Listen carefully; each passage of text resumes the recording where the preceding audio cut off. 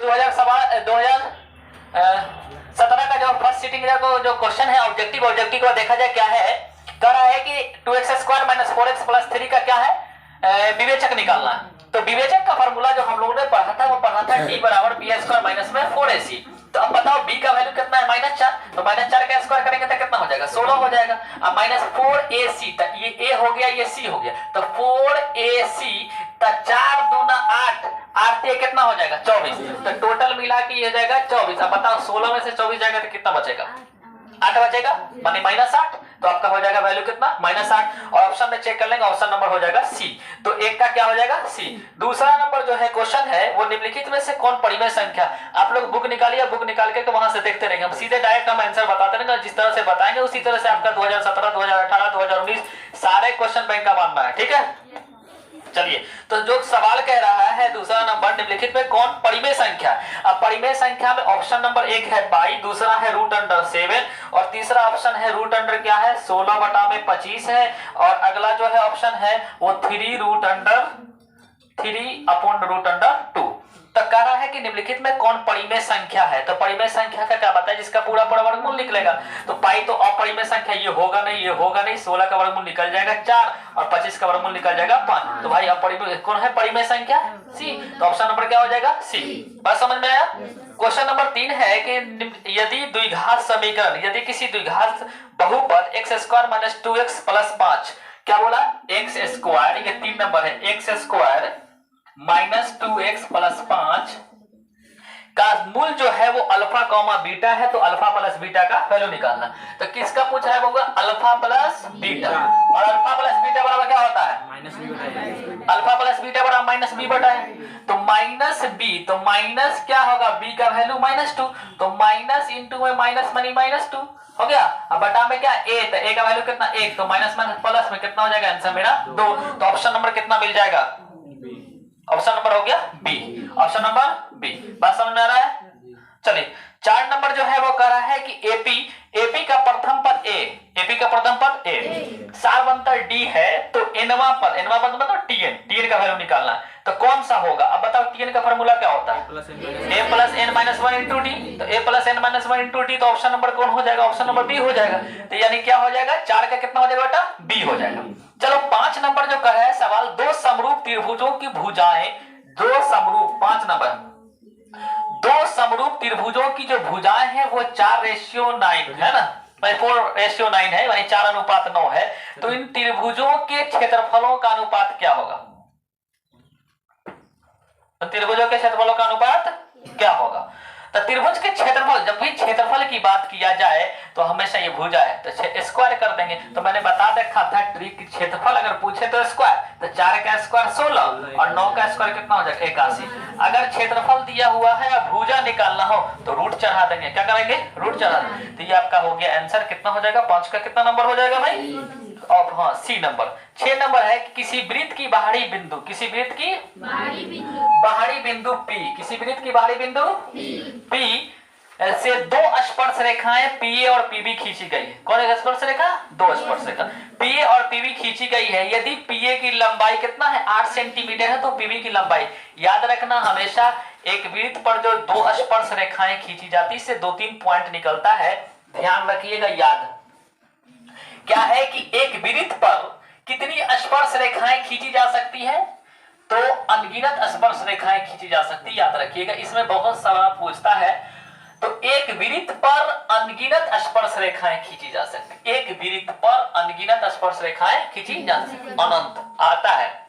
लेकिन एक बिंदु से कितनी खींची जा सकती है, तो सिर्फ 2, एक ऐसे जाएगा और एक ऐसे जाएगा, ठीक है। और ये जो स्पर्श रेखाएं की जो लंबाइयां होती है वो आपस में क्या है, बराबर है।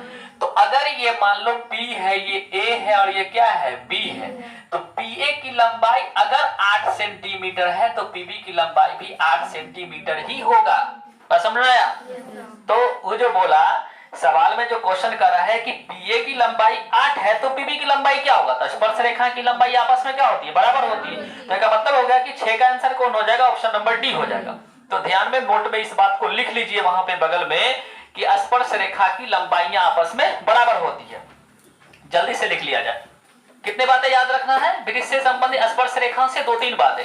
एक वृत्त पर कितनी स्पर्श रेखाएं खींची जा सकती है? तो अनंत। कितनी खींची जा सकती है? अनंत। दूसरा बात हमें याद रखे, एक बिंदु अगर बात किया जाए कि एक बिंदु से वृत्त पर कितनी स्पर्श रेखाएं जाए तो केवल 2, ठीक है। और स्पर्श रेखा की लंबाइयां क्या होती है? आपस में बराबर होती है, ठीक है। चलिए फिर आगे बढ़ता हूं।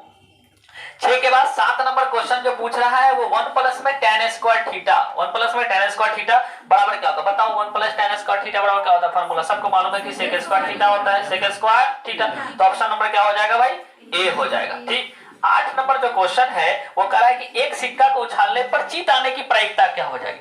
जब एक सिक्का का बात किया जाए तो हेड आए या टेल आए, हमेशा उसका प्रोबेबिलिटी जो है प्रायिकता जो होता है वो 1/2 ही होता है, ठीक। तो इसका जो आंसर क्या हो जाएगा? ऑप्शन नंबर सी हो जाएगा 8 का। 9 नंबर जो कह रहा है वो 9 नंबर में क्या क्वेश्चन कह रहा है कि 2,5,7,3,3,6 का बहुलक क्या होगा? और बहुलक का क्या कंडीशन है? जो सबसे ज्यादा बार आएगा। तो कौन ऐसी संख्या जो सबसे ज्यादा बार आएगा? तो 3 है जो 2 जगह है, बाद बाकी सब एक एक जगह है। तो मेरा बहुलक जो होगा यानी एमओ यानी मोड का जो वैल्यू होगा वो कितना होगा? 3 होगा। तो समझ में आ रहा होगा मेरे अंदाज से। चलिए 9 के बाद आता है 10 नंबर क्वेश्चन है। 10 नंबर क्वेश्चन कह रहा है कि बिंदु -1,3, बिंदु -1,3। देखना 10 नंबर क्वेश्चन में क्या कंडीशन डाला है। बिंदु कितना है? -1,3। एक है पॉइंट और दूसरा पॉइंट जो है वो दिया हुआ है -5,7। 10 नंबर क्वेश्चन के बीच की दूरी क्या होगा? अब बीच की दूरी क्या होता है? रूट अंडर, मान के चलो ये P है या Q है, तो PQ बराबर क्या होता है? रूट अंडर x2 - x1 का होल स्क्वायर। अब यहाँ पर डायरेक्ट बनाना है x1 का वैल्यू कितना हो जाएगा? -1। ऐसा करेंगे x2 तो किसी में पहला में से पहला घटा दो तो -1। अब माइनस माइनस प्लस हो जाएगा 5 का होल स्क्वायर, अब प्लस हो जाएगा 3 में से जाएगा कितना? 7 का स्क्वायर। तो बताओ -1 में से प्लस 5 जाएगा कितना? 4, 4 का स्क्वायर 16, प्लस में 3 में से 7 जाएगा कितना हो जाएगा? -4, -4 का स्क्वायर कितना? 16। तो 16 कितना है? 2 जगह तो 2 गुना में 16, 16 का वर्गमूल निकल जाएगा 4, 4√2 इकाई होगा। यही आपका आंसर हो जाएगा, यानी ऑप्शन नंबर कितना हो जाएगा? ए हो जाएगा। ऑप्शन नंबर क्या हो जाएगा? ए आपका आंसर हो जाएगा। बात समझ में आया? चलिए अब आगे की ओर बढ़ते हैं। 10 के बाद बढ़ते 11 नंबर में। 11 नंबर क्या कर रहा है? अपना नोट करते जाइएगा कॉपी में फटाफट, समझ रहे? क्वेश्चन बैंक निकाले रहिएगा और वहां से देखते जाइए। हम यहाँ सिखा रहे हैं, वहां आप पेंसिल से टिक मारते जाइए, जहां डाउट हो सवाल पूछ सकते हैं। चलिए फिर आगे बढ़ते हैं। 10 के बाद 11 नंबर है ना? चलो 11 नंबर बताते हैं।